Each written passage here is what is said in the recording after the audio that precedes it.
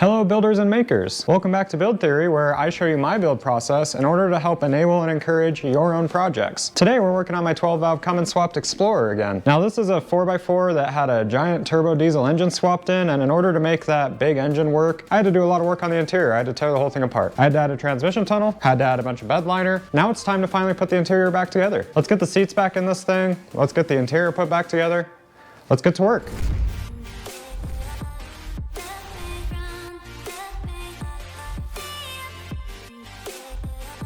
This is how I left the interior of this Cummins Explorer project. First thing I want to do today, put this back together.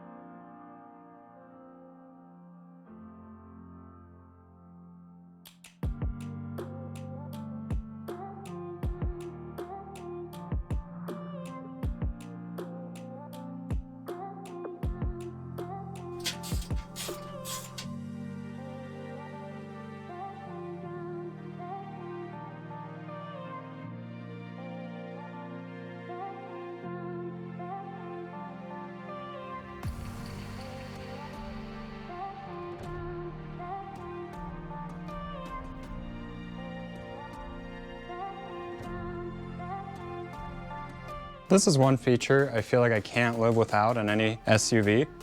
These seats fold flat, which is amazing because it means I can fit a full-size mattress back here. So if you're wondering what all this crap's about, it's to make sure the seats fold flat, which I love. Well, that's rear seats in. Next, we need to turn our attention to the front of the car. I have some seats I need to put in, but I also need to install the transmission cover, the shifters, and the boots.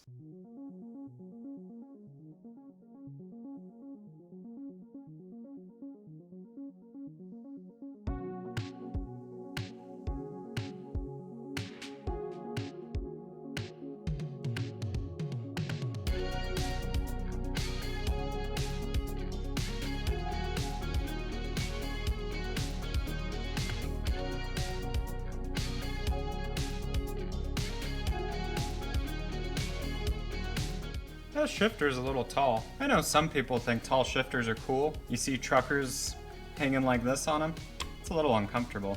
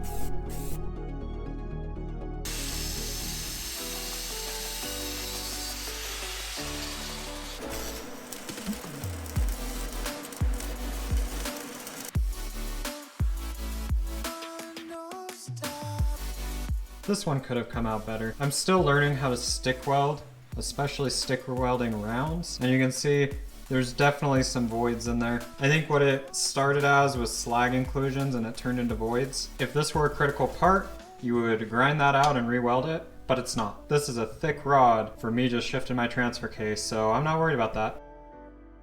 I'm gonna paint. Next thing I need to do is put all these shift boots in.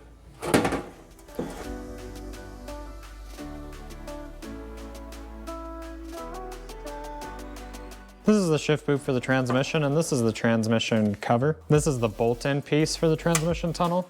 Got a nice new clean Explorer. I don't want to add anything nasty back into it.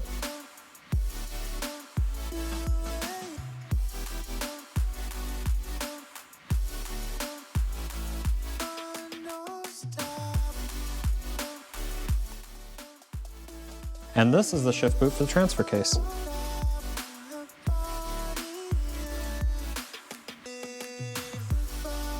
So these shift boots are meant to keep dust and all sorts of nasties out of the cab. But the problem is that they might create a rubber seal on the part where the shifters stick through. I also need to seal where this bolt-on cover connects to the transmission tunnel, but I do have a plan for that. My idea is just to fill any big gaps between the cover and the transmission tunnel with some of this foam stuff. So this one is an edge insulator. So it goes onto the sheet metal like that, and then that sticks down. And any other areas, I can also use this stick-on foam stuff. These two types of insulation are what I'm going to use to hopefully fill any large gaps.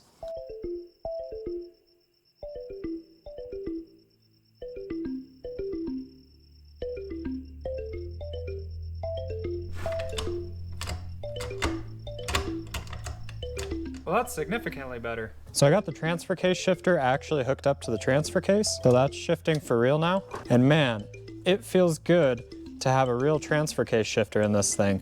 Stock, these always came with a button up on the dash that you'd hit and you would hope that it would go into gear and you never really knew. Pain in the butt, I hated that. So to feel the nice solid clunk of actually putting a real transfer case into gear, that feels a whole lot better than pushing a button. Also, I need to be careful about resting my foot on that brake pedal. Brake lines aren't hooked up and I'm gonna send all my brake fluid out of it.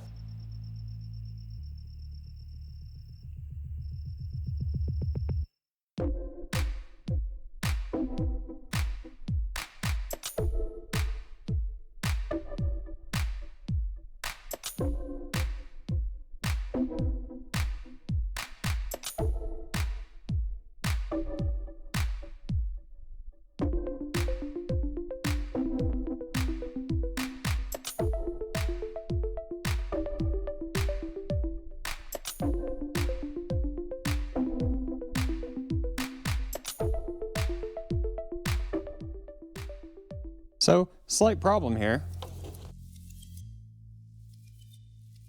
As you can see, this rubber piece is way too big. I'm gonna have to find out a way to cut this down. The only problem is that once I cut it down, I'm gonna have to find a way to fasten it back to this plastic mount. And the way it worked originally was kind of confusing. Had these little metal grommets that went through this rubber sleeve and that's how it mounted. So I'm gonna have to figure out another way to mount it. I changed my mind. Shift boots are cheap. I'm just gonna buy a new one. For now, time to get the front of the car back together. Seats, steering wheel, all that. This seat was in pretty nasty shape. I went ahead and pulled the seat covers off. There's a lot of junk on it. Those are just gonna get thrown in the washing machine. All the other seats were in decent shape, so I don't know what happened to this one, but it's getting washed. I don't plan for these to ever be the permanent front seats in this car, but they need to make do for now, so I'm gonna get rid of the nasties without putting in too much effort fixing up these old junky seats.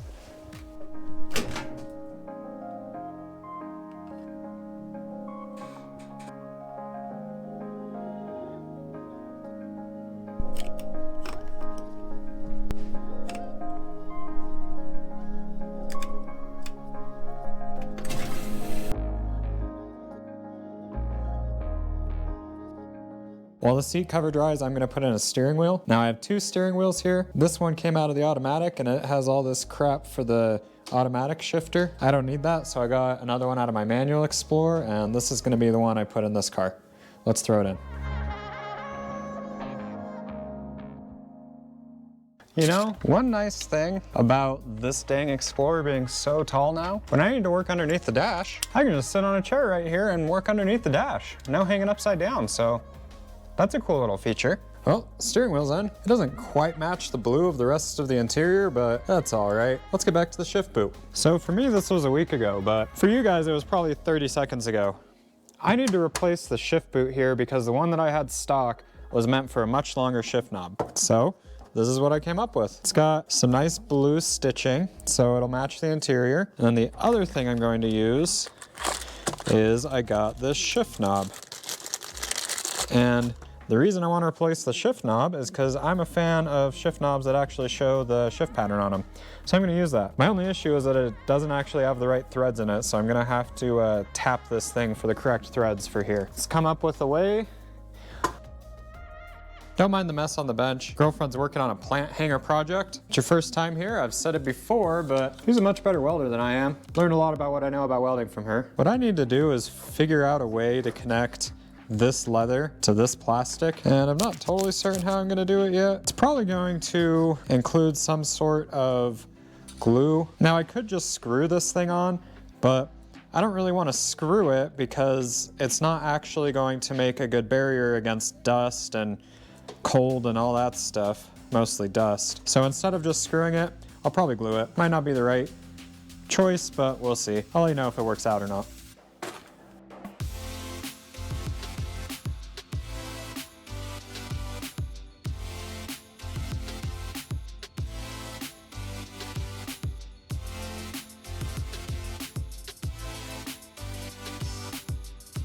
Got a million clamps on that thing, and while it dries, let's get this seat put back together.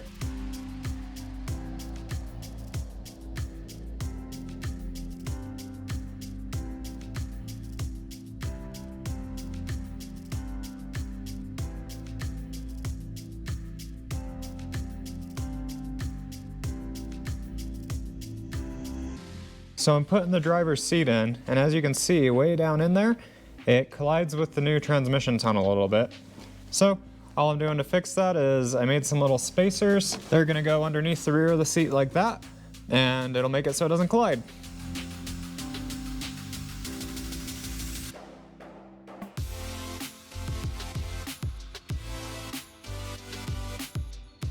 Well, there it is. I've got my transfer case shift boot in, and granted it was still a little tall, but it looks okay. Got the shift boot for this.